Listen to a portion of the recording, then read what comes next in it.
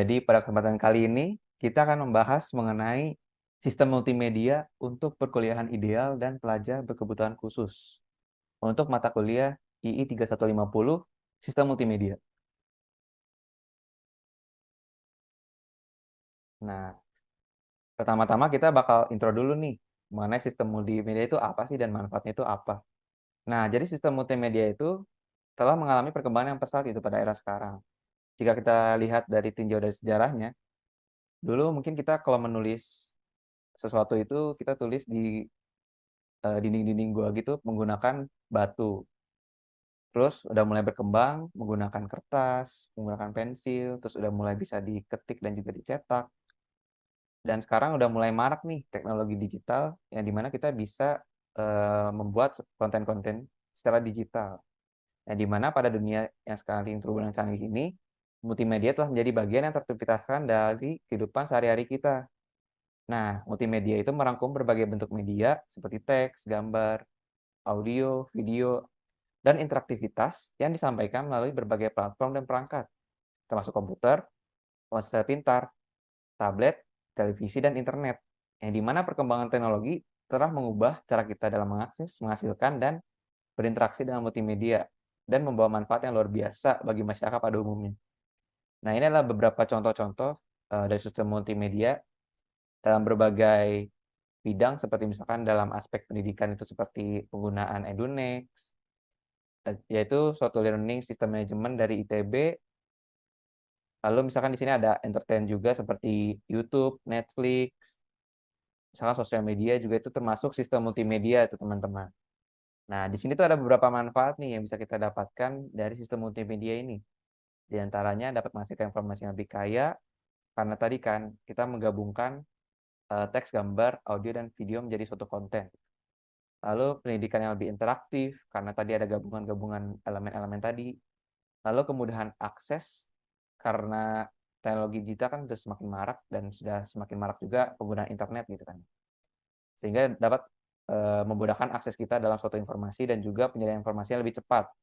Serta hiburan yang lebih variatif gitu ya, seperti misalkan games, video, film, dan lain sebagainya. Lebih itu manfaat dari sistem multimedia. Nah, sekarang kita kaitkan sistem multimedia dengan problem yang sedang kita tinjau saat ini, yaitu tentang pelajar berkebutuhan khusus atau disabilitas dan eh, pembelajaran multi kampus yang ideal di kampus ITB ini. Nah, kita tinjau dari sisi disabilitasnya dulu nih, teman-teman. Nah, jadi apa sih problem yang sedang kita hadapi gitu ya? Yaitu di sini ada rendahnya angka penyandang disabilitas yang mendapatkan akses dan fasilitas pendidikan yang layak.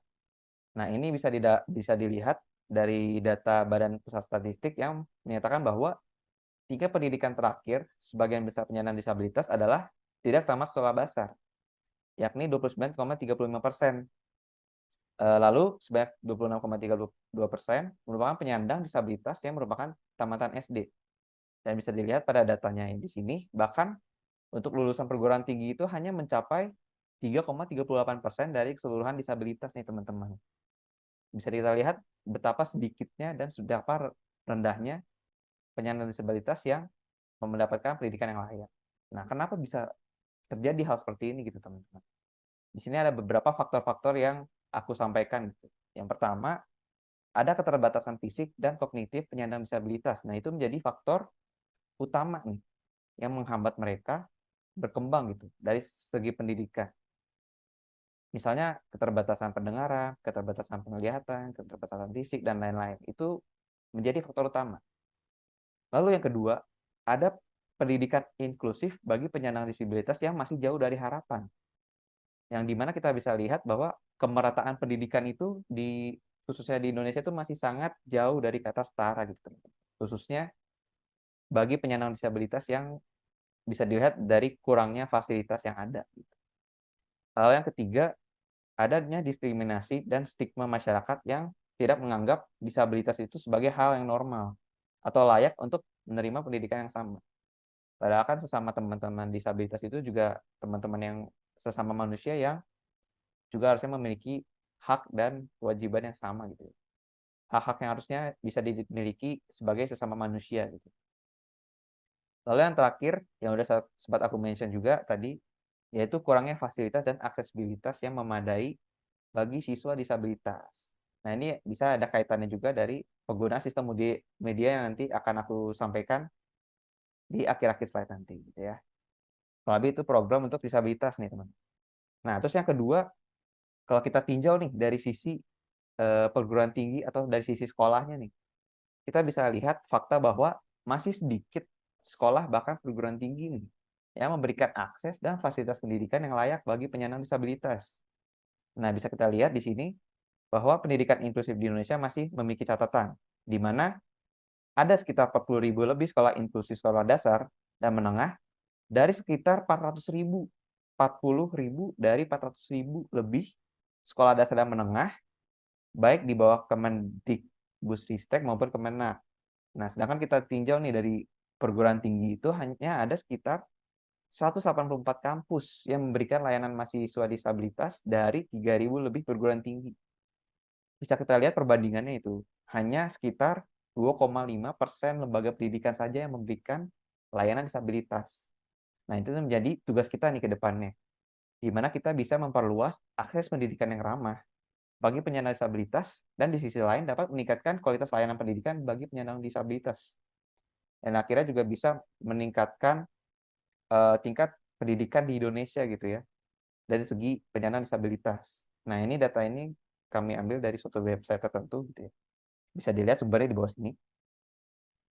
Nah, kalau kita tinjau nih sebagai dari sisi ITB sebagai kampus multi kampus gitu ya. Yang seperti kita tahu bahwa di ITB itu sudah ada 3 kampus nih, sementara sudah ada 3, yang pertama di Ganesha, lalu di Jatinangor, dan ketiga itu di Cirebon ya. Nah, ITB sebagai perguruan tinggi sudah menerapkan sistem multimedia nih sebagai sarana dan fasilitas dalam aktivitas perkuliahan di kampus. Nah, contohnya itu ada penggunaan video meeting seperti Zoom, ada fasilitas multimedia seperti layar dan mic yang cukup memadai, dan adanya juga Learning Management System atau LMS seperti EduNext, dan juga memiliki sistem informasi akademik seperti CX yang cukup memadai gitu teman-teman. Jadi fasilitas dan sarananya sudah mulai cukup lengkap dan memadai di ITB gitu. Namun di sini ada beberapa kendala atau faktor lainnya yang menyebabkan pelaksanaan kuliah menggunakan sistem multimedia di ITB ini menjadi kurang ideal gitu ya, dalam konteks pembelajaran multi kampus. Nah, di sini ada beberapa faktor-faktor yang aku pertimbangkan seperti terkadang output suara yang dihasilkan tidak terdengar cukup jelas di video meeting itu sehingga mempengaruhi tingkat pemahaman mahasiswa terhadap materi yang dijelaskan. Nah, itu kan mempengaruhi itu ya. Kalau misalkan suara dosen yang nggak jelas di video meeting kan kita juga nggak tahu ini maksudnya apa gitu kan ya. Jadi itu mempengaruhi juga dari segi kualitas output suara yang dihasilkan.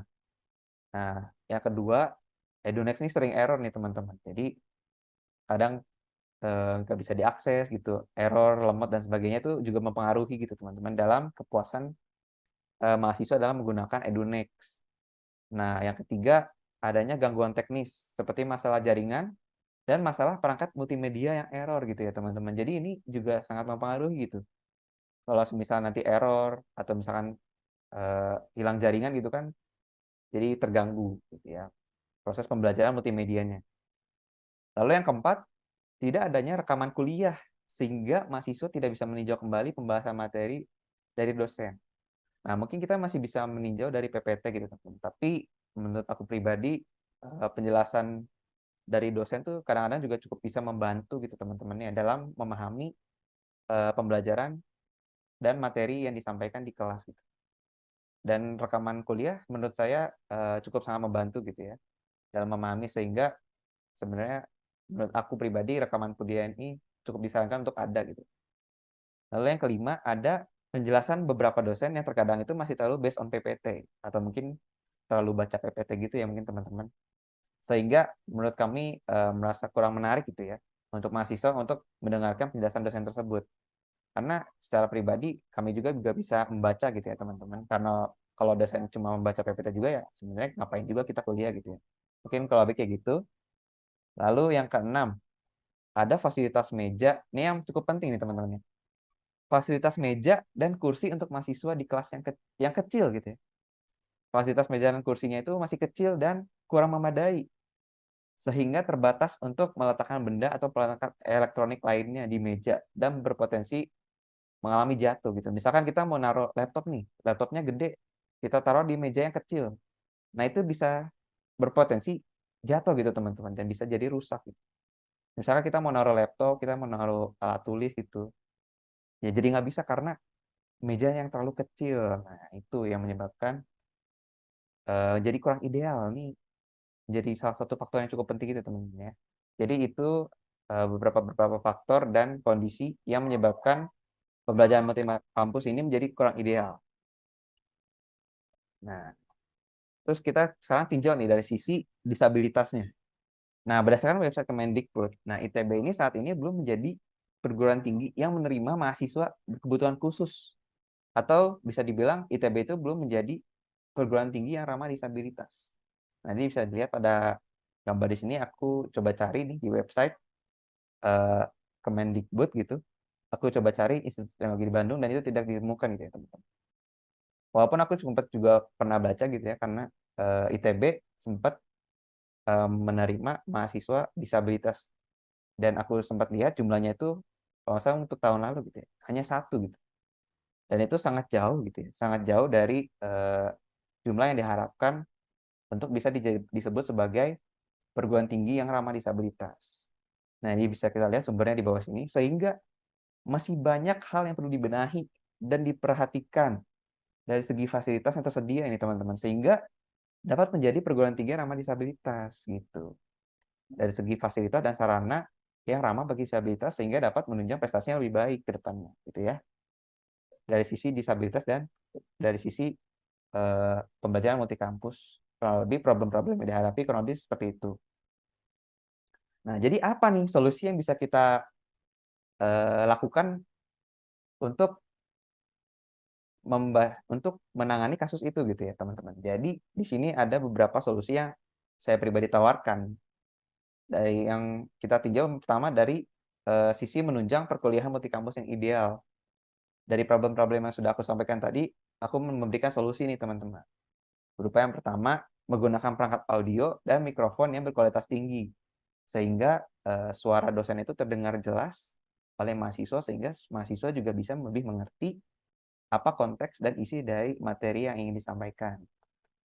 Nah, kedua yaitu optimalisasi EduNext nih sebagai learning management system ITB sehingga meningkatkan kepuasan mahasiswa dalam menggunakan EduNext dan semakin nyaman mahasiswa dalam menggunakan EduNext. Lalu yang ketiga, menyediakan fasilitas rekaman kuliah kepada mahasiswa sehingga dapat meninjau kembali penjelasan yang diberikan pada dosen secara lebih jelas daripada hanya sekedar meninjau kembali PPT atau materi dosen. Nah, ini eh, cukup membantu mahasiswa dalam mengerti pembahasan materi yang ingin disampaikan oleh dosen. Lalu yang keempat, yaitu pelaksanaan perkuliahan yang lebih interaktif, seperti memberikan ilustrasi atau coret-coret langsung gitu secara digital maupun menampilkan video terkait yang menarik daripada hanya sekedar membaca materi atau PPT. Nah, ini jadi mungkin lebih ke saran untuk dosen-dosen gitu ya. Ketika ingin menjelaskan materi, menurut aku pribadi mungkin lebih baiknya jika dosen juga mungkin kayak sekedar coret-coret di PPT-nya secara digital atau mungkin menampilkan video yang terkait gitu ya. Agar mahasiswa juga tidak mungkin bosan dalam mendengarkan penyampaian dosen juga ya daripada hanya sekedar membaca PPT saja itu dirasa kurang menarik. Lalu yang kelima, dibutuhkannya dukungan atau keterampilan staf teknis yang memadai dalam hal setting perangkat multimedia seperti layar dan mikrofon yang untuk mengatasi hal-hal teknis tadi seperti gangguan teknis jaringan, gangguan-gangguan teknis perangkat elektronik seperti mic atau layar yang tidak bisa terkonek. Itu cukup dibutuhkan ya agar bisa menangani hal-hal seperti itu. Lalu yang keenam, memberikan fasilitas meja dan kursi yang memadai agar dapat menampung segala jenis peralatan dan perangkat elektronik yang dibutuhkan mahasiswa, serta meningkatkan kenyamanan pembelajaran mahasiswa. Nah, ini cukup penting ya teman-teman. Buat Bapak Ibu Rektor dan dosen-dosen yang mungkin atau pejabat-pejabat ITB yang mendengarkan, semoga bisa terrealisasikan gitu ya, meja-meja yang memadai atau kursi yang memadai agar kita juga bisa nyaman gitu belajar di kampus. Kalau lebih kayak gitu ya. keresahan kami ini dalam pembelajaran multikampus di ITB. Kurang lebih ini solusi-solusi yang bisa saya tawarkan gitu ya dari sisi pembelajaran multikampusnya.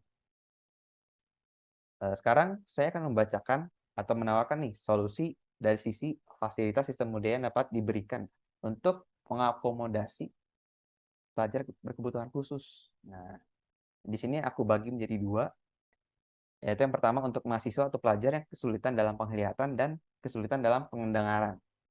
Nah, di sini ada beberapa solusi untuk pelajar yang kesulitan dalam penglihatan seperti adanya perangkat atau fitur mengubah atau mengkonversi teks ke suara, lalu ada fitur atau menggunakan perangkat braille, terus adanya juga fitur smart audio assistant, atau juga bisa memberikan akses konten seperti audiobook atau rekaman kuliah untuk teman-teman yang mengalami kesulitan dalam penglihatan supaya lebih memanfaatkan eh, indera pendengarnya gitu ya, agar pembelajarannya bisa menjadi lebih maksimal. Nah, untuk yang kedua, untuk yang kesulitan dalam pendengaran, ini ada beberapa solusi juga yang aku tawarkan, seperti alat penerjemah bahasa isyarat, dan juga yang kedua adanya memberikan subtitle atau transkriptor secara otomatis, gitu ya. Supaya teman-teman yang mengalami kesulitan dalam pendengaran ini bisa lebih memanfaatkan indera pendengaran mereka, gitu ya teman-teman ya. Jadi di situ solusi yang bisa saya tawarkan terkait fasilitas untuk teman-teman yang berkebutuhan khusus. Nah, untuk penjelasannya akan saya tampilkan pada next slide ini ya teman-teman. Yang pertama saya akan menjelaskan dulu mengenai perangkat text to speech itu apa gitu sebenarnya. Nah, jadi text to speech itu merupakan teknologi yang mengubah teks tertulis itu menjadi suara atau ucapan manusia. Nah, ini itu merupakan salah satu aplikasi atau dari pemrosesan bahasa alami atau natural language processing atau NLP yang memungkinkan komputer atau perangkat elektronik untuk membaca teks dengan suara.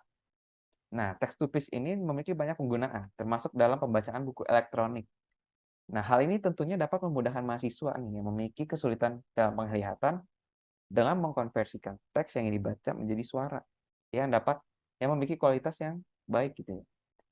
Nah, dan ini sebaiknya dapat diimplementasikan atau dapat terhubung gitu ya dengan platform EduNext ataupun juga bisa menggunakan aplikasi pihak ketiga gitu ya. Nah, cara penggunaannya itu ya pertama-tama kita harus memilih materi yang ingin dibaca gitu ya pada platform EduNext, atau jika menggunakan materi di luar EduNext, maka mahasiswa dapat menggunakan aplikasi pihak ketiga. Nah, setelah kita memilih konten, kita memilih opsi text to speech pada EduNext atau menggunakan aplikasi pihak ketiga, sehingga dari teks-teks tersebut bisa dikonversikan menjadi suara yang memiliki kualitas yang baik, sehingga lebih meningkatkan pemahaman teman-teman dan membantu teman-teman yang mengalami kesulitan dalam penglihatan gitu ya teman-temannya, sehingga bisa memanfaatkan indera pendengarannya gitu ya. Hasil terjemahannya itu dengan baik. Lebih seperti itu untuk text to speech. Nah, sekarang kita masuk nih ke solusi yang kedua, yaitu perangkat braille. Nah, perangkat braille ini adalah alat yang digunakan oleh penyandang disabilitas penglihatan untuk membaca dan menulis teks dengan menggunakan huruf braille, yang mana ini merupakan sistem penulisan tekstil yang terdiri dari titik-titik timbul yang membentuk karakter-karakter alfabet, angka, tanda baca, dan simbol lainnya. Nah, ini yang bisa dilihat pada gambar di samping ini ya. Ini contoh dari penggunaan braille. Nah, perangkat braille ini dapat membantu penyandang disabilitas penglihatan dalam berkomunikasi dan akses ke informasi tertulis. Dan ini sebaiknya dapat digunakan pada perangkat elektronik seperti smartphone gitu ya, teman-teman, agar memudahkan akses bagi mahasiswa untuk dapat mengakses braille ini. Nah, cara menggunakannya itu apa sih? Gimana sih caranya menggunakannya ini? Nah, yang pertama kita coba download gitu ya, aplikasi e-braille pada smartphone. Kalau nanti sudah terbentuk aplikasi atau perangkat lunak braille pada smartphone, kita bisa mendownloadnya. Kemudian nanti kita bisa memilih buku yang ingin baca dengan format braille. Dan akhirnya nanti mahasiswa dapat membaca buku tersebut melalui format braille. Yang ini dapat membantu penyandang disabilitas penglihatan gitu ya teman-teman ya. Kalau seperti itu untuk perangkat braille. Nah, kita masuk ke solusi ketiga dari mahasiswa yang mengalami kesulitan dalam penglihatan. Nah, di sini kita menawarkan juga Smart Audio Assistant. yang di mana ini merupakan suatu teknologi yang memungkinkan interaksi suara antara manusia dan perangkat elektronik. Nah, ini sama juga menggunakan pemeriksaan bahasa alami dan kecerdasan buatan atau AI untuk memahami dan merespons perintah dan pernyataan atau pertanyaan yang diajukan oleh pengguna melalui suara. Nah, hal ini juga bisa membantu penyandang disabilitas penglihatan untuk dapat memberikan perintah kepada perangkat elektronik melalui suara untuk melakukan task atau tujuan tertentu. Dan hal ini sebaiknya dapat terhubung juga ya, seperti hal yang sebelumnya tadi, pada platform akademik seperti Edunix, MS Teams, Six, dan Zoom Meeting, agar dapat memudahkan mahasiswa ini dapat dalam mengakses hal-hal tertentu gitu ya. Nah, cara gunakannya itu gimana sih? Nah, yang pertama, kita harus memastikan Smart Audio Assistant ini sudah terhubung pada platform terkait. Dan setelah sudah terhubung, nah mahasiswa ini dapat memberikan perintah apapun gitu ya, yang ada pada platform tersebut. Misalkan kalau misalkan kita membuka platform Edunix, mau buka nih modul sistem multimedia, misalkan membuka modul citra dan gambar gitu ya. Nah, itu nanti secara otomatis nanti platform tersebut akan memproses dan merespon perintah tersebut gitu ya. Atau misalkan pada platform Six, kita ingin meminta tandai hadir pada mata kuliah sistem multimedia gitu ya. Nah, itu diharapkan bisa dilakukan oleh dan direspon oleh Smart Audio Assistant tersebut untuk melakukan tugas itu gitu ya. Kurang lebih kayak gitu. Jadi tahapannya memberikan perintah dan merespon gitu ya. Nah, ini harapannya bisa memberikan bantuan yang cukup besar bagi mahasiswa yang memiliki kesulitan penglihatan gitu, dengan memberikan perintah melalui audio. Lalu di sini ada yang terakhir juga, yaitu audiobook atau rekaman kuliah. Nah, audiobook ini dikenal juga sebagai buku suara yang merupakan versi rekaman suara dari buku-buku cetak atau teks tertulis lainnya yang dapat didengar oleh pendengar. Nah, audiobook ini umumnya dapat dibaca oleh narator atau pengisi suara lainnya nih, yang disertakan oleh efek suara yang sesuai. Nah, audiobook ini sangat penting untuk penyandang disabilitas, khususnya untuk yang kekurangan penglihatan itu. Karena memungkinkan mereka untuk mengakses buku atau konten tertulis dalam format yang dapat didengar gitu, sehingga dapat lebih diakses dan bisa membantu dalam memahami konten yang sedang dilihat gitu ya. Nah, hal ini diharapkan ada pada platform Edunix atau juga bisa menggunakan alternatif berupa rekaman kuliah yang memiliki kualitas audio yang baik. Nah, itu juga tadi salah satu alasan kenapa saya merekomendasikan rekaman kuliah, karena selain memudahkan pemahaman juga ramah bagi disabilitas yang mengalami kesulitan dalam penglihatan juga. Nah, cara penggunaannya kurang lebih cukup simpel, ya mahasiswa tinggal memilih audiobook aja yang ingin dipilih atau rekaman kuliah yang ingin didengar, ya kemudian mahasiswa tinggal mendengarkan konten saja gitu dengan kualitas audio yang baik. Kurang lebih kayak gitu untuk penggunaan audiobook dan rekaman kuliah. Nah, sekarang kita masuk nih ke solusi yang aku tawarkan untuk mahasiswa yang mengalami kesulitan mendengar. Ini yang pertama ada alat penerjemah bahasa isyarat. Nah, alat penerjemah bahasa isyarat ini merupakan perangkat atau teknologi yang digunakan untuk menerjemahkan bahasa isyarat menjadi teks atau ucapan, atau juga bisa sebaliknya gitu, dari teks dan ucapan menjadi bahasa isyarat. Untuk memudahkan komunikasi antar individu yang menggunakan bahasa isyarat dengan individu yang tidak mengerti bahasa isyarat itu juga gitu. Atau mungkin memudahkan komunikasi antara individu disabilitas dengan individu dari kita-kita gitu ya, yang tidak mengalami disabilitas. Nah, alat ini sangat penting dalam membantu penyandang disabilitas pendengaran dalam berkomunikasi dengan orang-orang yang tidak menguasai bahasa isyarat. Ya, seperti orang-orang pada umumnya gitu ya, yang tidak mengerti bahasa isyarat. Cara penggunaannya nih ya, teman-teman. Nah, yang pertama kita pertama-tama harus mendownload dulu aplikasi penerjemah bahasa isyarat. Download dulu, terus habis itu kita tinggal milih aja nih. Kita bisa berinteraksi dengan mahasiswa lain menggunakan bahasa isyarat yang ditangkap oleh kamera gitu. Habis kita download, kita berkomunikasi dengan mahasiswa lain menggunakan bahasa isyarat yang ditangkap oleh kamera gitu. Setelah ditangkap oleh kamera, kamera nanti akan menerjemahkan bahasa isyarat tersebut menjadi teks atau ucapan yang dapat dipengerti oleh mahasiswa lainnya. Nah, hal ini juga bisa dilakukan sebaliknya gitu ya. Ketika mahasiswa non-disabilitas ingin berinteraksi dengan mahasiswa disabilitas, maka kita bisa melakukan interaksi tersebut dengan, menerjemahkan suara jadi bahasa isyarat atau teks. Ini diharapkan dapat memudahkan dalam proses komunikasi. Lalu terakhir, solusi yang bisa saya tawarkan, yang saya